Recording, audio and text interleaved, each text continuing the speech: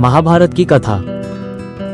महाभारत के युद्ध की पृष्ठभूमि में अर्जुन अपने धनुष को नीचे रख देता है और भय तथा संदेह से घिर जाता है। श्री कृष्ण अर्जुन के पास आकर उसे उसके कर्तव्य और आत्मबल की याद दिलाते हैं और उसे समझाते हैं कि युद्ध में जीत और हार का निर्णय ईश्वर के हाथ में है। अर्जुन को श्री कृष्ण के शब्दों में एक नई ऊर्जा और आत्मविश्वास का संचार होता है और वह अपने धनुष को फिर से उठा लेता है। अर्जुन के मन में एक परिवर्तन आता है और वह अपने कर्तव्य को पूरा करने के लिए तैयार हो जाता है और युद्ध में अपना सर्वश्रेष्ठ प्रदर्शन करने का संकल्प लेता है।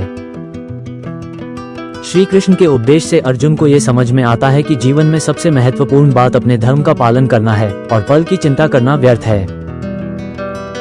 अंत में अर्जुन को ये समझ में आता है कि बिना फल की चिंता किए अपने धर्म का पालन करना ही सच्चा मार्ग है और वह अपने जीवन को इसी सिद्धांत पर आधारित करने का संकल्प लेता है।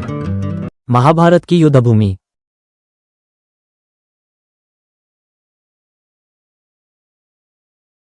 अर्जुन युद्धभूमि में खड़े होकर अपने परिवार और मित्रों को देखकर भय और संदेह से घिर जाता है और अपना धनुष नीचे रख देता है।